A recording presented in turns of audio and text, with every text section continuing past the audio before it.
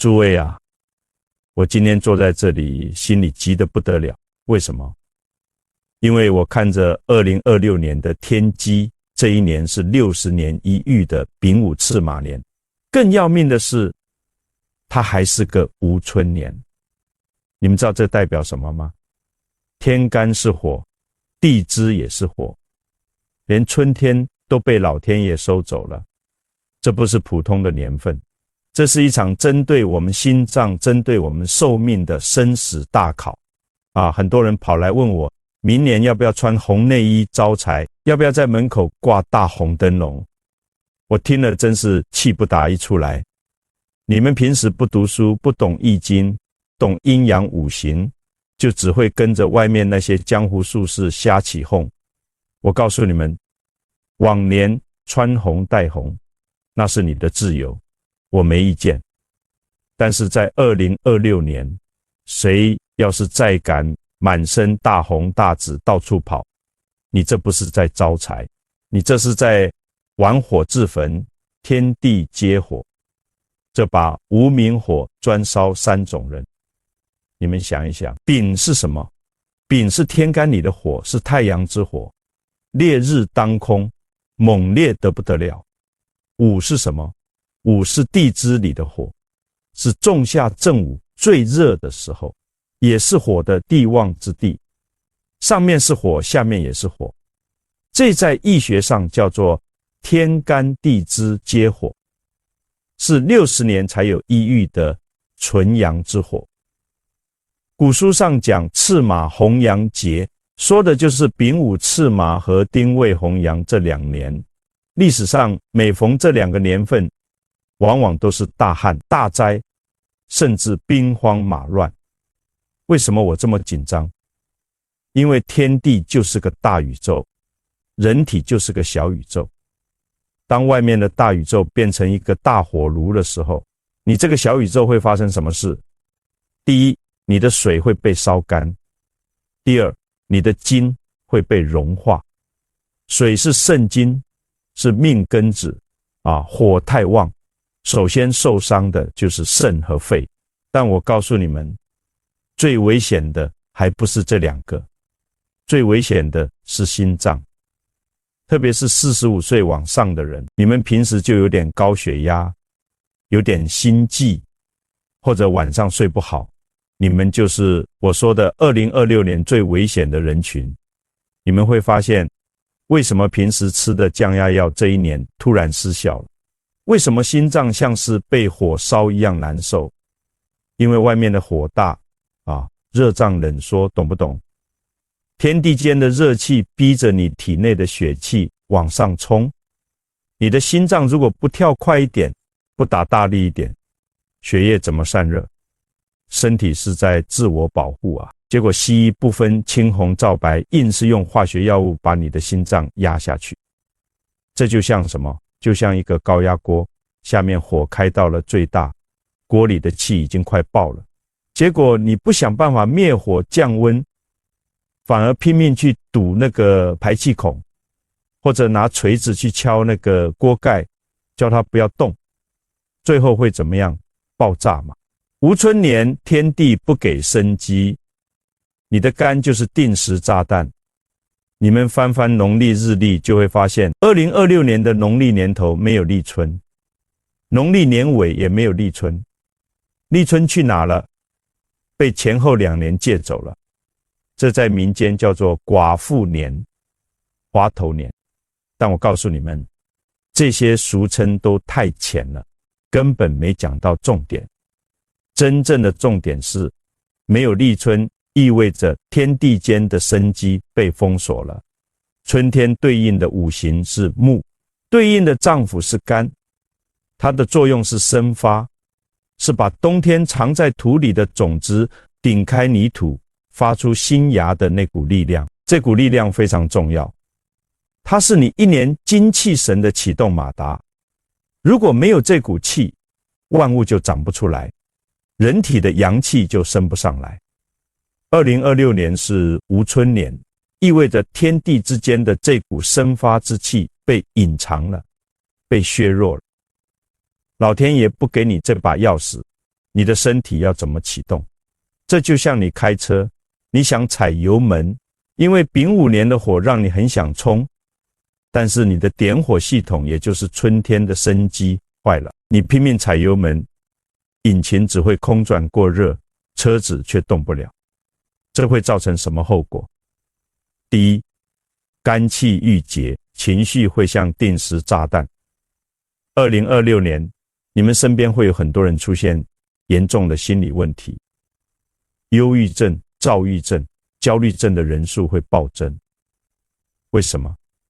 因为肝气展不开啊。这时候再加上外面是丙午大火，里面郁滞，外面燥热，这叫闷包火的变种。心里憋屈得要死，脾气却大得要命。第二，免疫系统崩盘，想补都补不进去。很多孝顺的子女看到爸妈身体虚，就想趁着过年买人参、买燕窝、买冬虫夏草给长辈补。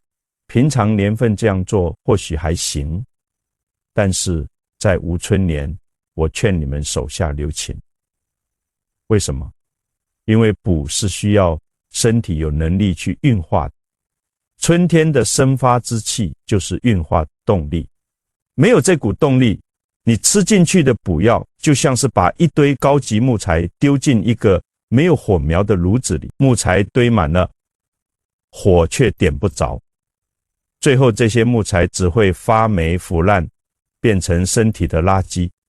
家里千万别红彤彤，门口这样摆才能保命。很多台湾人最讲究人情味，过年过节喜欢热闹，门口喜欢挂红灯笼，贴大红春联，甚至客厅还要摆红色的地毯、红色的抱枕，觉得这样才有喜气，才能招财。我在这里严肃地警告大家，在2026年，这些习惯通通要改。如果你还像往年那样把家里弄得红彤彤的，你这是在给自己设局，设一个火灾局。为什么？我们讲易经讲究的是平衡，丙午年天干丙火，地支午火，这把火已经旺到顶点了。红色属什么？属火。你门口挂个大红灯笼，就是引导外面的大火进门。你客厅铺个红地毯，就是让你全家人坐在火炉上烤。火太旺会发生什么事？第一，火克金，家里的男主人，也就是乾卦，会倒霉，头部容易受伤，或者事业上被小人陷害。第二，火旺财枯，火太大了，把水烧干了。水主财啊，这一年，如果你家里火气太重，你会发现钱赚进来，莫名其妙就花出去了，根本存不住。那我们该怎么办？难道要把春联都撕了，要把家里装修都拆了？当然不用。风水之术，妙就妙在4两拨千斤。我们不需要去对抗这股火，我们要去化解它。怎么化？我教你们一个易经里最高级的心法，叫做贪生旺克。五行相生相克，木生火，火生土，土生金。现在火太旺了，他想要去克金，也就是伤害你的肺，伤害男主人。我们要怎么阻止他？我们不能用水去硬冲，水火相战必有死伤。我们要用土。如果你给这把火足够的土，火就会很高兴的去生土。就像妈妈喂小孩，她忙着去生土，就会忘了去克金。这就是贪生贪图生小孩，忘克忘忌去打敌人。而且火生土之后，土又会去生金。你看，原本是敌人的火，通过土这个中间人变成了金的朋友。具体要怎么做？第一，大门口放一块黄色或棕色的地垫。黄色、棕色属土，外面的火气一进门先踩到这块土，火气就被泄掉了。火生土，变成了稳定的气场进到屋里。第二，客厅要走大地色系，看看你家的沙发套、窗帘、抱枕，如果是大红大紫的，赶快换掉，换成米黄色、卡其色、咖啡色、土黄色。第三，西北角最要命，拿个指南针站在你家客厅中央，看看西北方是哪里。在易经八卦里，西北方是乾卦，代表天，代表父亲，代表男主人，代表头部，代表心脑血管。2026年是火年，火克金，乾卦就是金，所以这一年西北角受到的冲击最大。如果你家的西北角刚好是厨房有炉火，或者刚好是放红色神明灯的地方，那我告诉你，这叫火烧天门。住这种房子，2026年男主人会非常危险，身上带这3样就是移动的避雷针。人是活的，人是要动，你不可能为了避开2026年的火气，就把自己锁在家里，1年不出门吧。当你踏出家门的那一刻，你就离开了家里那个我们刚布好的风水保护局，你直接暴露在了丙午年天地间那个巨大的火炉里。所以我今天教你们3招，这3招就像是给你们穿上一层无形的防弹衣。第一样，佩戴黑色的玉石或矿石，如黑曜石、墨玉、黑碧玺。为什么要选黑色？5色入五脏，黑入肾。黑色在五行里属水。2026年是火年，火气冲天，谁能制火？当然是水。黑色的石头凝聚了天地间最沉稳的水气。当你把一块黑色的墨玉或者黑曜石佩戴在身上，最好是挂在胸口3中穴附近。胸口里面是心脏属火，外面挂着黑玉属水。这在易经里构成了一个最完美的卦象，叫做水火既济。第二样，装有黄土或黄水晶的锦囊，去找一个黄色的小布袋，传统的香火袋也可以。里面装什么？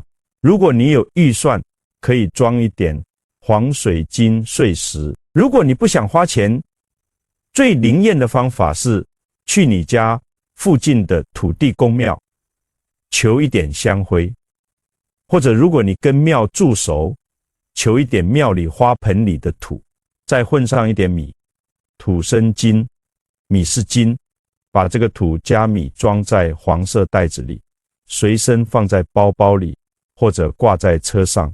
这有什么用？第一，接地气。丙午年火气飘在上面，人容易脚底抹油，心浮气躁，带着土，你的气场就稳了。第二，转运生财，把天地间那个要烧你房子的火转化成生养万物的土。第三样，一个高质量的保温杯，里面永远装着温水。你们可能会笑，这也算宝物。我告诉你们，这第3样才是真正能救你命的神器。在2026年，你们会看到一个很可怕的现象，夏天特别热，街上的手摇饮料店生意好得不得了，年轻人、老人家人手一杯冰镇奶茶、冰啤酒，咕噜咕噜灌下去，觉得好爽，好解渴。这是在自杀。伤寒论里怎么说的？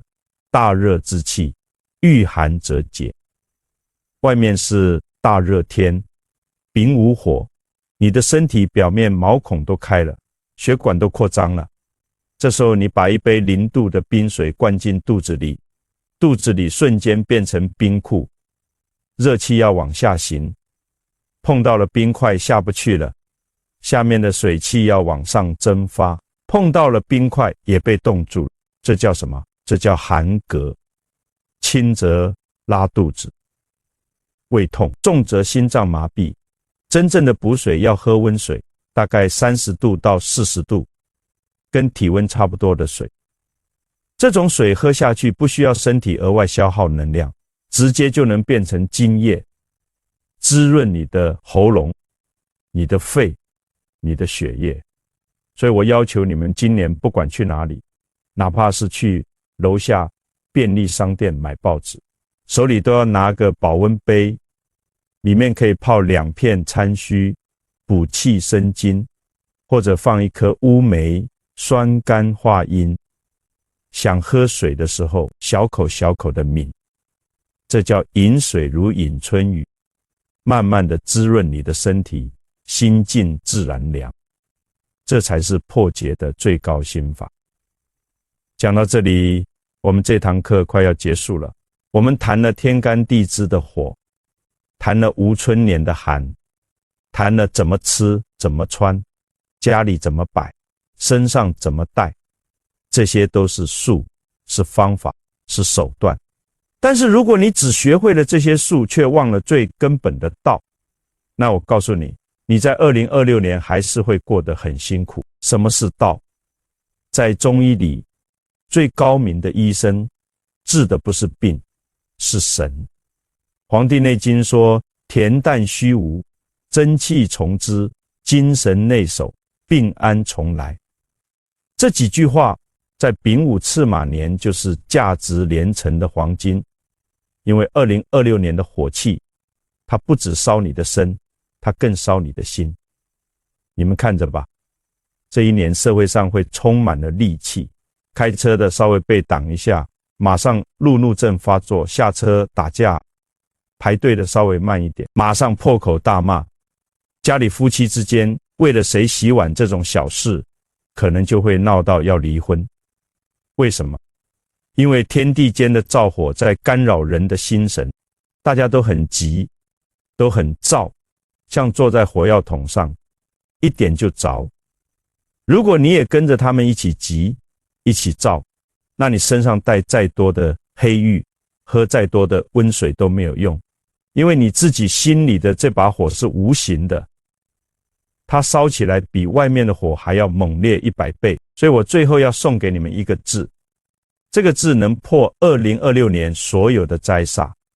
这个字就是慢。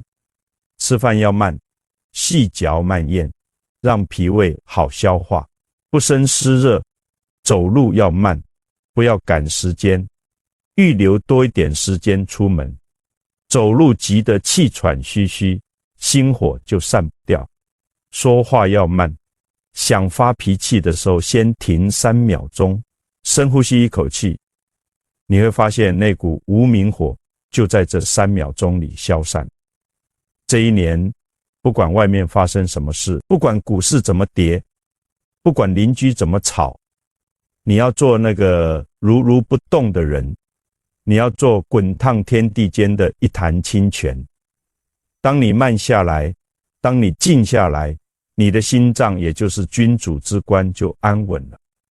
君主安稳，5脏6腑就会各司其职，身体的免疫力自然就会像城墙一样坚固。这就是心静自然凉的医学真谛。这一年多回家陪陪老人家，多抱抱孙子，家和万事兴。只要你们一家人的心聚在一起，其利断金，那股祥和之气就是最强大的风水局。任何灾祸到了你家门口，感觉到这股正气，他自己就会绕道走。诸位乡亲，这场赤马红羊的结束，其实是老天爷给我们的一场修行，他在考验我们的定力，考验我们的智慧。通过了这场考验，到了后面的年份，你的身体会比以前更好，你的运势会比以前更旺，因为你已经练就了浴火重生的本事。我希望每一位看到这里的朋友，请你在心里默念4个字：阖家平安。当你发出这个善念的时候，你的心是善的，是软的，这一瞬间你就已经种下了一个善因。我们这么多人一起发善念，就能形成一个巨大的正能量保护网，照着我们每一个人的家庭。医者父母心，我讲这么多，骂这么多，唯一的愿望就是希望你们每一个人都没病没痛，平平安安的度过这一年。我们不求长生不老，但求无疾而终，求个活得明白。饮食禁忌，这5种东西2026年碰都不要碰。讲完了穿戴和居家风水，现在我要跟你们讲最重要的吃。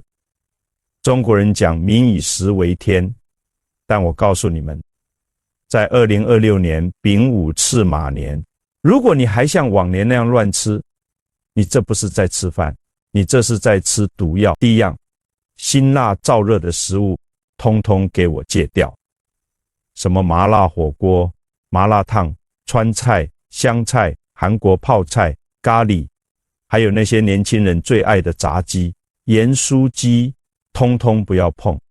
为什么？因为这些东西本身就是火性的辣椒、花椒、大蒜、生姜，这些辛辣的调味料在中医里都属火，它们会助长你体内的火气。平常年份吃一点，可以帮助发汗、通经络，我不反对。但是在丙午年，外面已经是一个大火炉了，你还往肚子里塞火，这就像在汽油桶旁边点烟，你是嫌自己命太长吗？我跟你们讲，2026年夏天，急诊室里会挤满了吃麻辣火锅吃到胃出血、吃到心肌梗塞的人，你们不信，等着看。特别是那些本来就有高血压、糖尿病、痔疮、胃溃疡的人，你们在这一年如果还敢碰辣的，我保证你3天之内就要进医院。第二样，烧烤、油炸、烟熏的食物，一口都不要吃。台湾人最爱吃烧烤，夏天晚上约朋友去夜市，烤香肠、烤鸡翅、烤玉米，配一杯啤酒，觉得人生好不快活。我告诉你们，这种快活在2026年会要你的命。为什么？因为这些食物经过高温烧烤，已经变成了焦炭的性质，中医叫做燥火之毒。这种毒进到身体里，直接攻击你的肝和肺，肝主疏泄，肺主肃降。这2个脏腑一旦被燥火攻击，你的身体就失去了调节能力，该排的毒排不出去，该降的气降不下来，最后全部堆在胸口，变成痰，变成瘀，变成肿瘤。而且你们知道吗？烧烤的食物里面有一种叫做苯并火的致癌物质，这是西医讲。从中医的角度，我们不讲什么化学名词，我们就讲一个道理：凡是被火烧焦的东西，它的生机已经被破坏了，它已经从生变成了死。你吃进去的是死气，不是生气。在无春年，天地间本来就缺少生机，你还往肚子里塞死气，你这是在加速自己的衰老和死亡。第3样，冰品冷饮，这是2026年的头号杀手。我刚才讲过一次，但我要再讲一次，因为这个太重要。很多人以为外面这么热，吃点冰，喝点冷饮可以降火，可以消暑，大错特错。黄帝内经怎么说的？行寒饮冷则伤肺。什么意思？就是说当你的身体表面受寒，或者你喝了冰冷的东西，第一个受伤的就是肺。肺在五行里属金，金怕什么？金怕火克，也怕寒淋。2026年是火年，你的肺本来就已经被外面的火气逼得很难受了，这时候你再灌一杯冰水下去，肺的气机瞬间就被冻住了。肺主一身之气，肺的气机不通，你全身的气都会乱掉，轻则咳嗽、气喘、胸闷，重则肺炎、肺积水，甚至猝死。我在临床上看过太多这样的案例。夏天大热天，病人跑去打篮球，打到满身大汗，然后咕噜咕噜灌下一瓶冰可乐，当场倒地不起，送到医院已经来不及了。为什么？因为他的心脏在剧烈运动，血液循环加速，温度升高，这时候突然来一股寒气，心脏受到刺激，血管急速收缩，心肌缺血，就这样走了。这种死法在西医叫做心源性猝死，在中医我们叫做寒热相搏，阴阳离绝。所以我再说一次，2026年不管外面多热，不管你多渴，绝对不要喝冰的，你要喝温水，要喝常温的水，甚至可以喝温热的茶。你会说，尼斯，喝热的不是更热吗？不是的，中医有句话叫热者寒之，寒者热之，但还有一句更高明的话叫热阴热用，寒阴寒用。什么意思？就是说有时候你要用热来制热，用寒来制寒。当你喝下一口温热的茶，你的身体会微微发汗，汗一出来，热气就散了，这才是真正的降温。第四样，补品补药，今年千万不要乱补。很多人有个错误观念，觉得身体虚就要补，冬天要进补，夏天也要补。我告诉你们，补这个字要看时机，看体质，看年份。2026年是无春年，天地间缺少生发之气，你的脾胃运化能力是下降的。这时候你吃人参，吃鹿茸，吃十全大汤，你的身体根本消化不了，这些补药会变成湿热，堆在你的肠胃里，变成痰湿，堵塞你经络。而且丙午年火旺，很多人本来就是阴虚火旺的体质，你再吃这些温补的药，这不是火上浇油吗？看过太多人本来只是有点疲劳，想说吃点补药提提神，结果吃完之后流鼻血，牙龈肿痛，便秘，失眠，搞到最后要来找我收拾残局。如果你真的觉得身体虚，想要调理，2026年要补什么？补阴，不是补阳。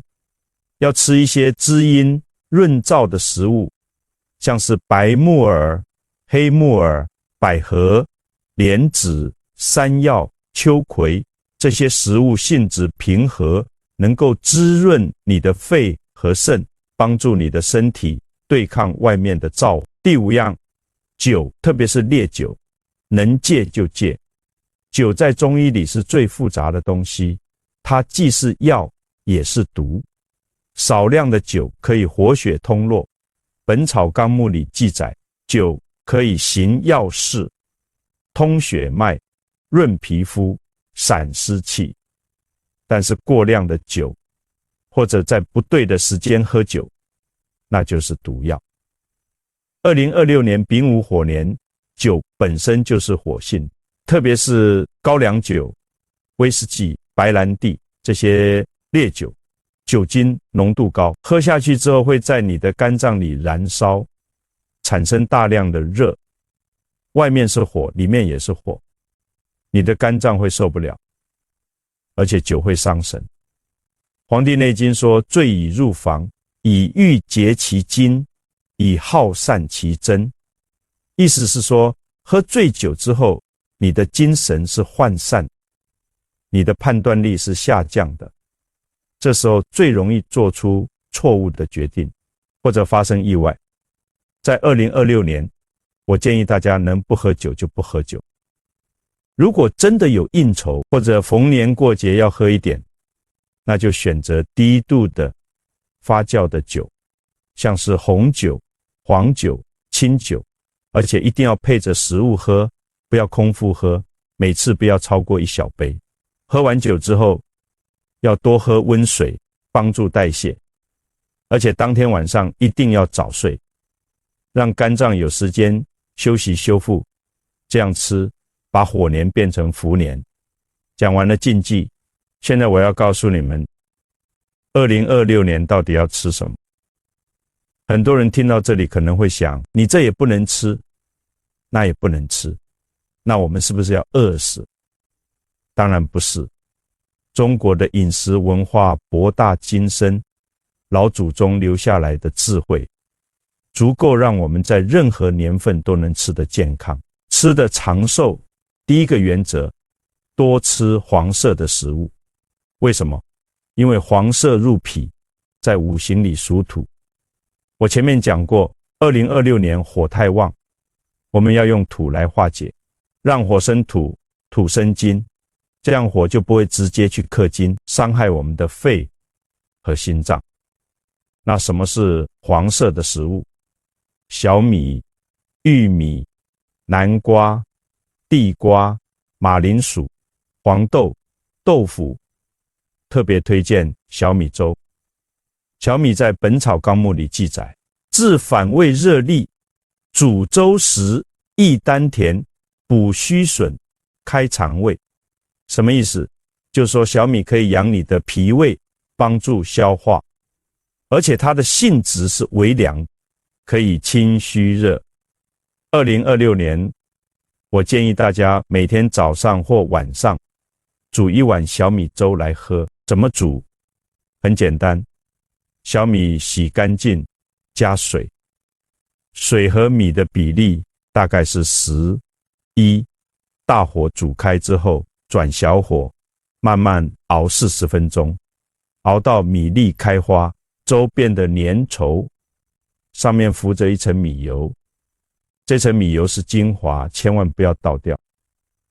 如果你觉得单喝小米粥太单调，可以加一点红枣，加一点桂圆，但记住，红枣不要超过3颗，桂圆不要超过5颗，因为这2样都是温性的，加太多会上火。或者你可以加一点百合，加一点莲子，这样既能养心安神，又能滋阴润肺。第二个原则，多吃黑色的食物。黑色入肾，在五行里属水，水能克火，所以多吃黑色食物可以帮助你对抗2026年的火气。什么是黑色的食物？黑豆、黑芝麻、黑木耳、海带、紫菜、香菇、黑米，特别推荐黑豆水。黑豆在中医里是非常好的药食同源的食材，它可以补肾、利水、解毒。2026年火旺，很多人会出现水肿、小便不利、皮肤干燥的问题，喝黑豆水就可以改善。怎么做？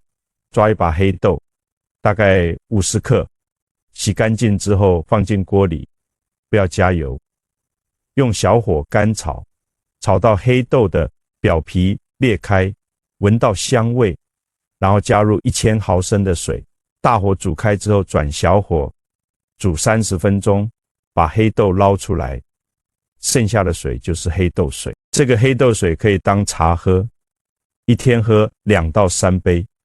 记住，要喝温的，不要放冰箱冰。如果你觉得味道太淡，可以加一点点盐，但不要加糖，因为糖会生湿。炒过的黑豆不要丢掉，可以当零食吃，或者煮粥的时候加进去。第3个原则，多吃白色的食物。白色入肺，在五行里属金。2026年火克金，肺是最容易受伤的脏腑，所以我们要特别保护肺。什么是白色的食物？白木耳、百合、山药、莲藕、白萝卜、梨子、杏仁。特别推荐白木耳莲子汤。白木耳在中医里叫做穷人的燕窝，它的功效跟燕窝差不多，可以滋阴润肺、养颜美容，但价格便宜很多。怎么做？白木耳朵，泡水泡软之后，把黄色的蒂头剪掉，撕成小朵莲子一把，大概20颗。如果是干莲子，要先泡水，把白木耳和莲子放进锅里，加水，水量要盖过食材，大火煮开之后转小火，慢慢炖煮1个小时，煮到白木耳变得软烂，汤变得粘稠。起锅前可以加一点冰糖，但不要加太多，一点点甜味就好。这个汤最好是温热的时候喝，1个礼拜喝2到3次。如果你有咳嗽、喉咙干、皮肤干的问题，喝这个汤会很有效。第4个原则，多吃酸味的食物。为什么？因为酸能收敛，能生津。2026年火旺，火会耗散你的津液，让你口干舌燥，皮肤干裂。这时候吃一点酸的，可以帮助你的身体保住水分。什么是酸味的食物？乌梅、山楂、柠檬、番茄、奇异果、酸枣。特别推荐乌梅汤。乌梅汤是古代宫廷的消暑圣品，慈禧太后最爱喝。它不只能消暑，还能生津止渴、敛肺止咳、摄肠止泻。怎么做？乌梅10颗，山楂10克，甘草5克，陈皮5克，全部放进锅里，加入2000毫升的水，大火煮开之后，转小火煮40分钟。煮好之后过滤，把渣子捞出来，剩下的汤汁就是乌梅汤。可以加一点冰糖或蜂蜜调味，放凉之后喝。但记住，不要冰，要喝常温的。这个乌梅汤在2026年的夏天可以当作日常饮料，比外面卖的那些含糖饮料健康100倍。第5个原则，吃饭要定时定量，细嚼慢咽。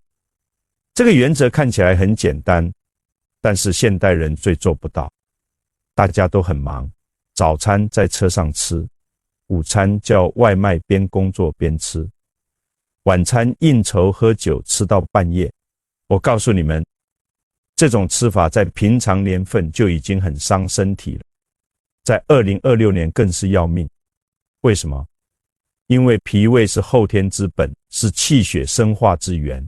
你吃进去的食物要靠脾胃来消化，来吸收，来转化成气血，供应全身使用。如果你吃饭不定时，脾胃就没有规律，他不知道什么时候该工作，什么时候该休息，久而久之就会罢工。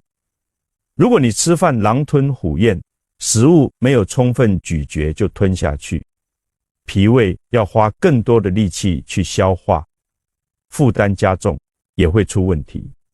在2026年无春年，脾胃的运化能力本来就比较弱，你更要好好对待它。我建议大家3餐要定时，早餐7点到9点吃，这是胃经当令的时间；午餐12点到1点吃，这是心经当令的时间；晚餐6点到7点吃，这是肾经当令的时间。每一餐都要坐下来好好吃，不要边走边吃，边看手机边吃。吃饭的时候要专心，要细嚼慢咽，每一口饭至少要咀嚼30下。古人说一口饭嚼36下，为什么？因为充分咀嚼可以让食物和唾液充分混合，唾液里面有消化酶，可以帮助消化，而且慢慢吃，你的大脑才有时间接收到我吃饱了的信号，你就不会吃过量。每一餐吃7分饱就好，不要吃到撑。什么叫7分饱？就是你觉得还可以再吃，但是不吃也没关系，这就是7分饱。如果你吃到肚子胀、打嗝、想躺下来，那就是吃太多了。黄帝内经说饮食自备，肠胃乃伤，意思是说如果你吃的太多，超过了脾胃的负荷，脾胃就会受伤。作息调整，跟着太阳走，就是跟着天道走。讲完了吃，现在要讲睡。很多人不知道，睡眠比吃饭还重要。你可以一天不吃饭，但你不能一天不睡觉。为什么？因为睡眠是身体修复的时间，是阳气归根、阴血滋养的时间。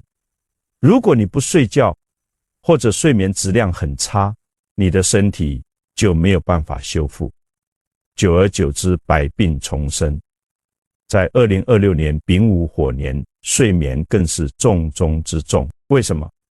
因为火主动主散，火太旺的时候，人会很亢奋，很难静下来。晚上躺在床上翻来覆去睡不着，或者睡得很浅，一点声音就醒。这在中医叫做心火亢盛，扰乱心神，心藏神，心不安，神就不安，神不安你就睡不好。那怎么办？第一，一定要在晚上11点之前上床睡觉。为什么是11点？因为晚上11点到凌晨1点是子时，是一天当中阴气最重，阳气开始生发的时候。这个时候你如果还不睡，你就错过了身体修复的黄金时间。而且子时对应的是胆经，胆主决断。如果你子时不睡，你的胆气会虚，第二天做事就会犹豫不决，没有魄力。很多人会说，我也想早睡，但是我睡不着啊。我告诉你们几个方法。第一，睡前2个小时不要看手机，不要看电脑。为什么？因为这些电子产品的蓝光会刺激你的大脑，让你的大脑以为现在还是白天，褪黑激素就分泌出来，你就睡不着。第二，睡前可以泡脚，准备一个木桶或塑胶桶，装温水，水温大概40度，水要淹过脚踝，最好能到小腿肚，泡15到20分钟，泡到微微出汗就可以了。泡脚的时候可以加一点艾叶或生姜，可以温经散寒，活血通络。泡完脚之后，用毛巾擦干，然后按摩脚底的涌泉穴。这个穴位在脚底前1/3的凹陷处，用大拇指按压，每边按100下。涌泉穴是肾经的起点，按摩这个穴位可以引火归元，让你的心火降下来，肾水升上去，水火既济，自然就好睡。第三，睡前可以喝1小杯温牛奶，或者喝一点酸枣仁汤。酸枣仁在中医里是非常好的安神药，《神农本草经》把它列为上品，说它可以安五脏，轻身延年。怎么做？酸枣仁15克，炒过的比较好，加水500毫升，煮20分钟，睡前1个小时喝。如果你觉得味道太淡，可以加一点蜂蜜。第二，早上要早起，最好在太阳出来之前就起床。很多人会说，尼师，你刚才叫我们早睡，现在又叫我们早起，那我不是睡不够吗？我告诉你们，睡眠的质量比数量重要。你与其睡到中午12点，睡得昏昏沉沉，不如早上6点起床，神清气爽。为什么要早起？因为早上5点到7点是卯时，是大肠经当令的时间。这个时候起床，去上个厕所，把昨天的废物排出来，身体就会很轻松。而且早上的空气最好，阳气最清新。这时候起床，深呼吸几口新鲜空气，做一点简单的伸展运动，你一整天的精神都会很好。古人说，日出而作，日落而息，这不是没有道理的。人是天地之间的一份子，你要跟着天地的节奏走，跟着太阳走，这就是顺应天道。2026年丙午年，太阳的力量特别强，你更要跟着太阳的节奏。太阳出来你就起床，太阳下山你就准备休息，这样你的身体才能跟天地同步，才能借到天地的力量。第三，中午一定要午睡，午睡不用睡很久，15到30分钟就够了。为什么要午睡？因为中午11点到下午1点是午时，是一天当中阳气最旺的时候，也是心经当令的时候。这个时候如果你还在拼命工作，你的心脏负担会很重。所以最好的方法就是吃完午饭之后，找个地方躺下来，或者趴在桌上，闭目养神15分钟。你不一定要睡着，只要闭上眼睛，让心神休息一下就可以。这15分钟的午睡可以抵得上晚上2个小时的睡眠。午睡之后，你下午的工作效率会提高很多，而且心脏也得到了休息，可以减少心血管疾病的风险。最后的叮咛，留得青山在，不怕没柴烧。讲到这里，这堂课真的要结束了。我知道今天讲的内容很多，有些人可能会觉得你讲得太复杂了，我记不住怎么办？没关系，你不用全部记住，你只要记住最核心的几个字就好。慢、静、淡、润、慢，就是做事要慢，不要急躁。静就是心要静，不要烦躁。淡就是饮食要清淡，不要重口味。润就是要滋润，多喝温水，多吃滋阴的食物。只要你把握住这4个字，2026年你就能平安度过。我最后要跟大家说一句话，这句话是我行医这么多年最深的体会。留得青山在，不怕没柴烧。什么意思？就是说只要你的身体还在，只要你还活着，什么都有机会。钱没了可以再赚，工作没了可以再找，但是健康没了，一切都没了。2026年是个特殊的年份，是个考验，但也是个机会。如果你能够在这一年好好照顾自己的身体，调整自己的心态，你就能够脱胎换骨，变得更强壮，更有智慧。反过来说，如果你在这一年还是我行我素，该吃吃，该喝喝，该熬夜熬夜，那我只能说你是在拿自己的生命开玩笑。诸位乡亲，我们中国人讲究的是天人合一，讲究的是顺应自然。